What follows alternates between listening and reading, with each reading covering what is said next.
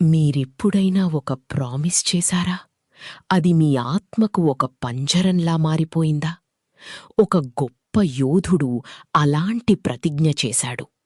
అది అతని ఆత్మకు బంగారు పంజరమయ్యింది. ఇది కేవలం పాత చరిత్ర కాదు. మన లోతైన విధేయతలు ఎలా మనల్ని మౌనంగా బంధించగలవో చెప్పే ఒక రహస్యమైన బ్లూప్రింట్. పురాతన ఇంద్రప్రస్థంలో భీష్ముడు ఒక బలమైన స్తంభంలా ఉండేవాడు. అతని బ్రహ్మచర్యం, సింహాసనాన్ని త్యజించిన ప్రతిజ్ఞ అతని నిజాయితీకి నిదర్శనం. తండ్రి సంతోషం కోసం తన కోరికలను త్యాగం చేశాడు. అందుకే అతనికి తన మరణ సమయాన్ని తానే ఎంచుకునే వరం లభించింది. కాని ఎంత గొప్ప త్యాగమైనా ఒక పెద్ద నీడను వేస్తుంది. తరాలు గడిచిపోయాయి. పూజ్యుడైన పితామహుడు భీష్ముడు, అంధరాజు ధృతరాష్ట్రుడి కొడుకులు, ముఖ్యంగా అసూయపడే దుర్యోధనుడు ఎలా శక్తివంతులవుతున్నారో చూస్తూ ఉన్నాడు. అన్యాయం పెరిగిపోయింది. అది రాజ్యానికి నెమ్మదిగా విషంలా మారింది. భీష్ముడి ప్రతిజ్ఞ సింహాసనాన్ని కాపాడటమే, దానిపై ఉన్నవారి ధర్మాన్ని నిర్ణయించడం కాదు. ఈ చిన్న తేడానే అతని స్వయంకృత పంజరానికి కడ్డీలను తయారుచేయడం మొదలుపెట్టింది. ఆ ఇన్ఫమస్ జూదంలో ఉద్రిక్తత పెరిగిపోయింది. ధర్మబద్ధురాలైన ద్రౌపదిని జూదంలో పందెం కట్టి ఆ తర్వాత రాజసభలోకి లాక్కొచ్చారు. ఆమె న్యాయం కోసం చేసిన అభ్యర్థన సభయంతా ప్రతిధ్వనించింది. అది ధర్మం కోసం ఒక డిమాండ్. అందరి కళ్ళు భీష్ముడి వైపు తిరిగాయి. ఆ గొప్ప యోధుడు, ధర్మానికి స్తంభం. కాని అతను మౌనంగా ఉండిపోయాడు. అతని ప్రతిజ్ఞ ఒక బంగారు గొలుసులా అతణ్ణి బంధించింది. అతని గొంతు చివరికి బయటపడినప్పుడు ఒక బలహీనమైన గుసగుసలా వినిపించింది. ధర్మం చాలా సూక్ష్మమైనది, ఓ ద్రౌపది.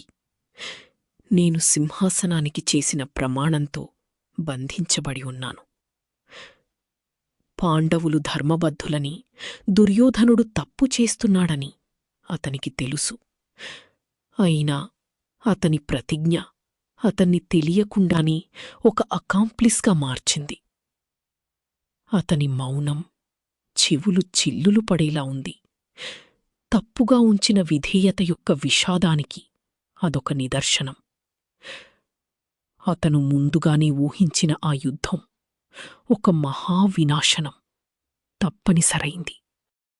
యుద్ధం 10వ రోజున అర్జునుడి బాణాలతో కూలిపోయి భీష్ముడు బాణాల పడకపై పడుకున్నాడు.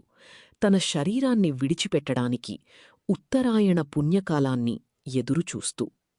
అతని చుట్టూ యుద్ధం భీకరంగా జరుగుతున్నా ఆ క్షణంలో అతని ప్రతిజ్ఞ అనే జైల్ కరిగిపోవడం మొదలుపెట్టింది.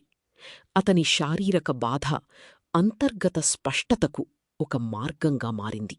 అది ఒక చివరి బాధాకరమైన విముక్తి.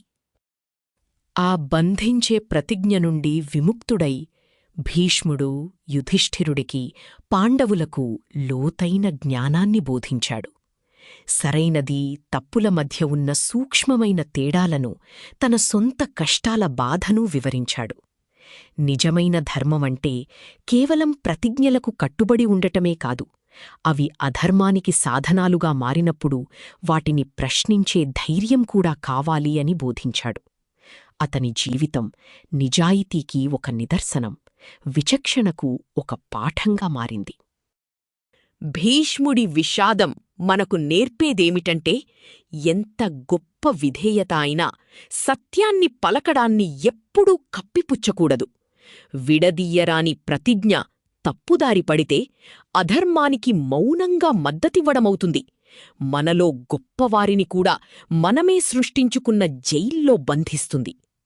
అతని చివరి శ్వాస విముక్తికి ఒక పాఠం.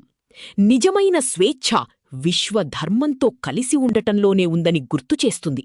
అది మనమే సృష్టించుకున్న సంకెళ్లను తెంచుకోవాల్సి వచ్చినా సరే. దీనిపై పూర్తిగా ఆలోచించండి. ఆపై మీ ఇష్టమొచ్చినట్లుగా ప్రవర్తించండి. జై శ్రీకృష్ణ.